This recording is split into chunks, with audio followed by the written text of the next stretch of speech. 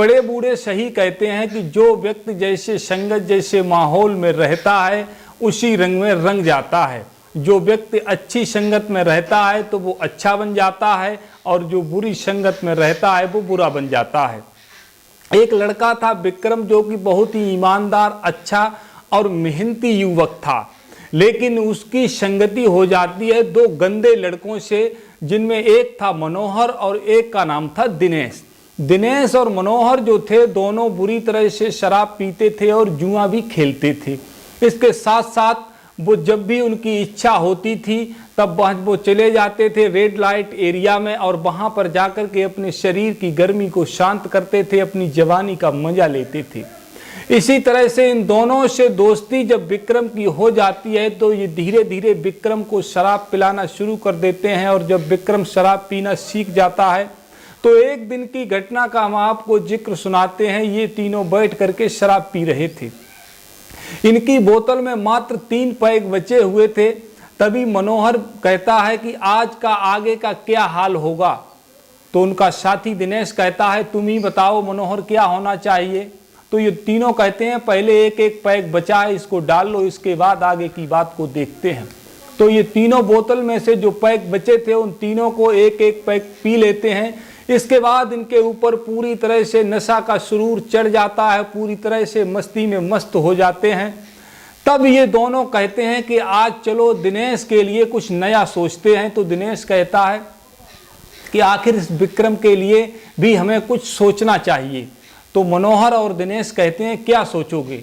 तो ये कहते हैं चलो इसको जुगनी के पास लेकर के चलते हैं। और जुगनी जो थी वो देह जीवा थी, जो कि एक सेक्स वर्कर थी।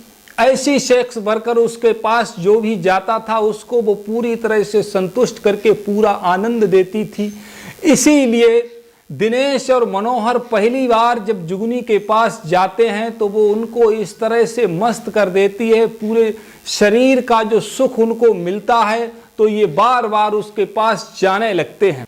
तो विक्रम कहता है मैं नहीं जाऊंगा, कहीं मुझे अगर एड्स हो गया, कोई गुप्त रोग हो गया तो मैं तो बेमौत मारा जाऊंगा। तो वो दोनों कहते हैं विक्रम और मनोहर बिल्कुल चिंता मत करो, क्योंकि विक्रम जुगनी जो है वो लगातार एंटीडोज लेती रहती है। इसके अलावा वो अपनी नियमित जांच करवाती रहती है, और इसके बावजूद अगर तुमको भरोसा नहीं है तो तुम कॉन्डोम का प्रयोग कर सकते हो।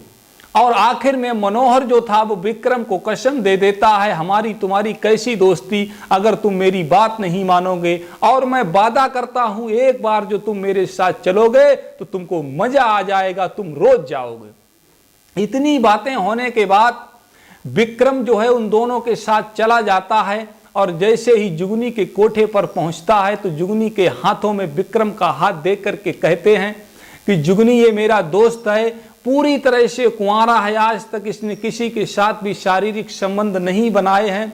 इसको ऐसा मस्त करो, ऐसा मजा दो, ऐसा शारीरिक सुख दो कि ये फिर से दोबारा तुम्हारे पास आने के लिए आतुर हो जाए। तो जुगनी जो थी वो विक्रम को पकड़ करके अंदर ले जाती है, और अंदर ले जाकर के उसके इस तरह से मस्त कर देती है। कुछ देर के बाद जब वो अपने कार्य से फुर्सत हो जाता है तो बाहर आ जाता है और दोस्तों से कहता है वाह दोस्तों, ये जुगनी तो बहुत ही मस्त चीज है, कमाल कर दिया, मजा आ गया, जिंदगी के आनंद ही आ गए। तो मित्रों आखिर क्या थी विक्रम की पूरी कहानी और उन दोनों दोस्तों की कहानी, उनके बारे में आइए हम आज आपको विस्तार से सुनाती हैं पूरी कहानी। राजस्थान में एक जिला है जोधपुर, और जोधपुर में एक कस्बा पड़ता है झालामंड, और इसी झालामंड के अंतर्गत एक गांव आता है मेघवालों का बास, और इसी गांव का रहने वाला था विक्रम। विक्रम जो था अभी मात्र 17 वर्ष का ही हुआ था। तभी 6 माह के अंदर ही उसकी मां संपूर्णा देवी और पिता अचलाराम की मृत्यु हो जाती है किसी कारणवश। जब उन दोनों की मृत्यु हो जाती है तो वो बेटा जो था मात्र 17 वर्ष का हुआ था, जो कि अभी मात्र हाई स्कूल की शिक्षा प्राप्त की थी।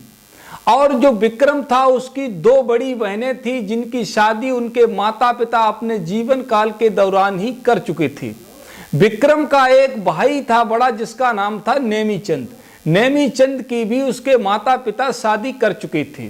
लेकिन विक्रम की अभी शादी नहीं हुई थी। मात्र हाई स्कूल पास करके वो ठेले पर सब्जी बेचने का कार्य शुरू कर देता है।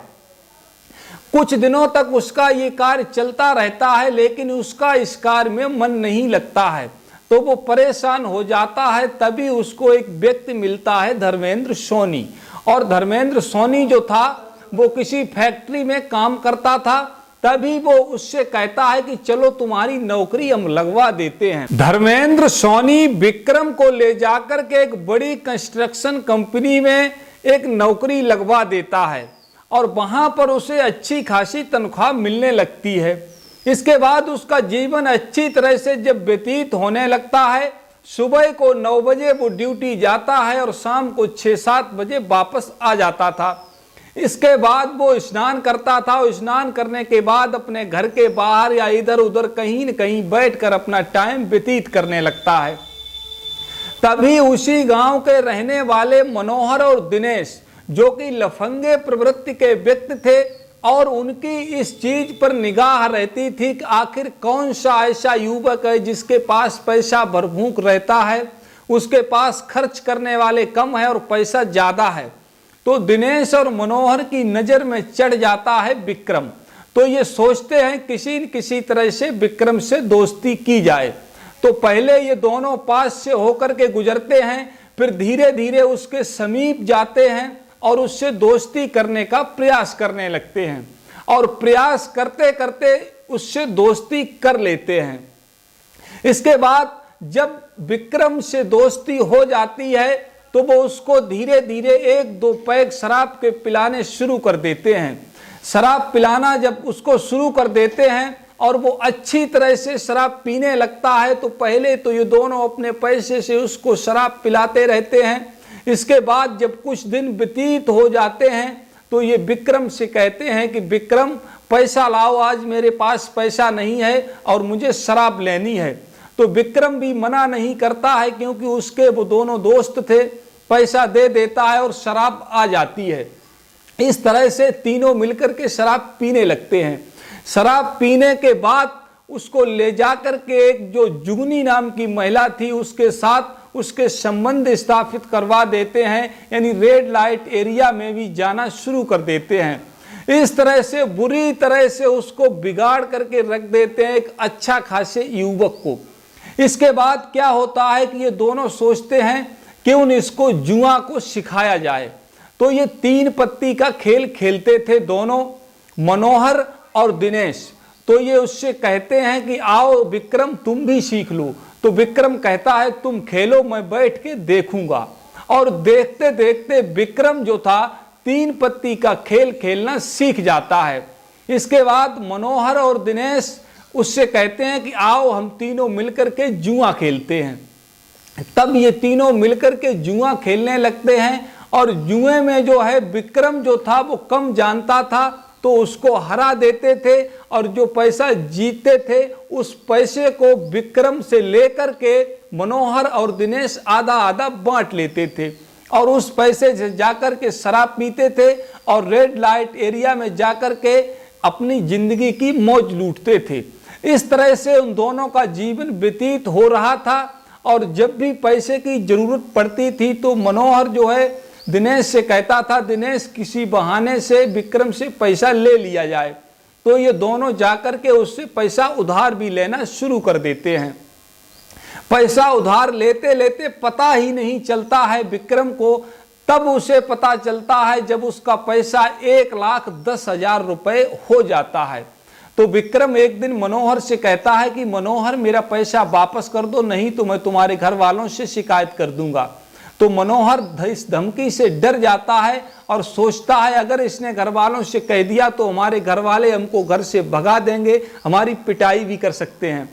यही सोच करके ये दोनों एक नया प्लान बनाते हैं।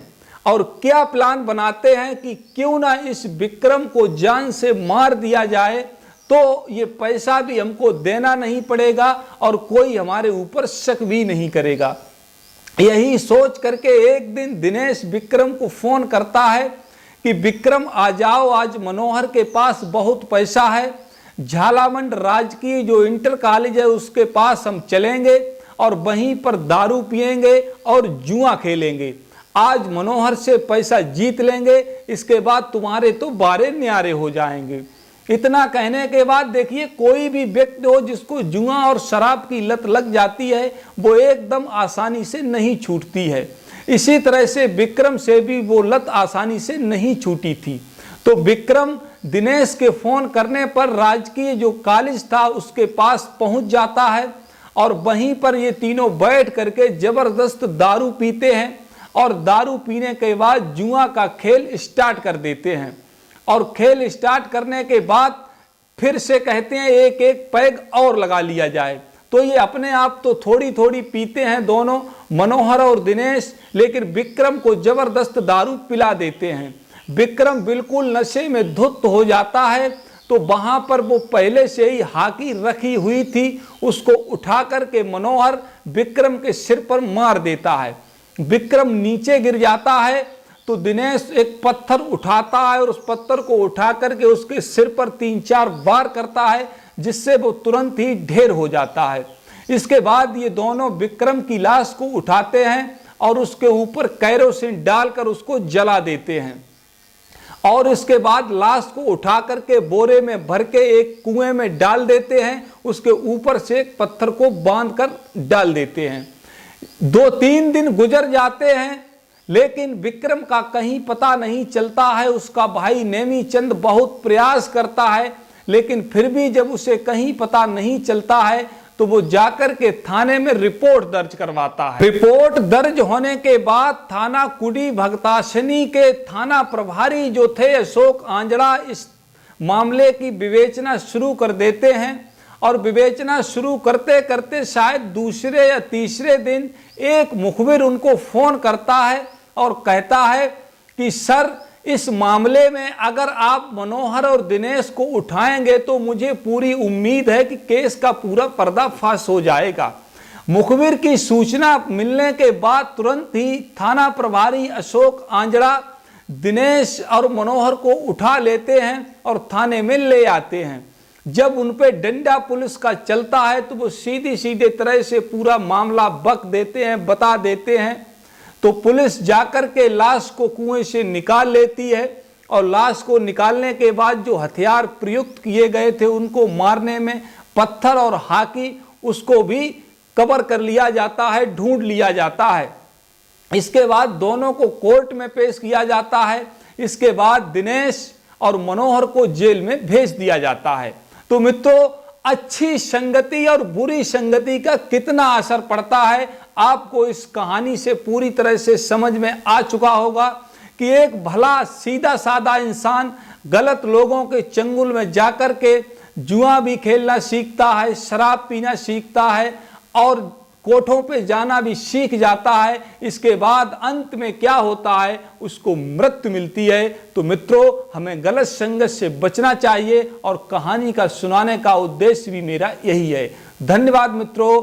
हमारी कहानी कैसी लगी कमेंट में बताना। अगर चैनल सब्सक्राइब ना हो तो चैनल को सब्सक्राइब जरूर कर लेना।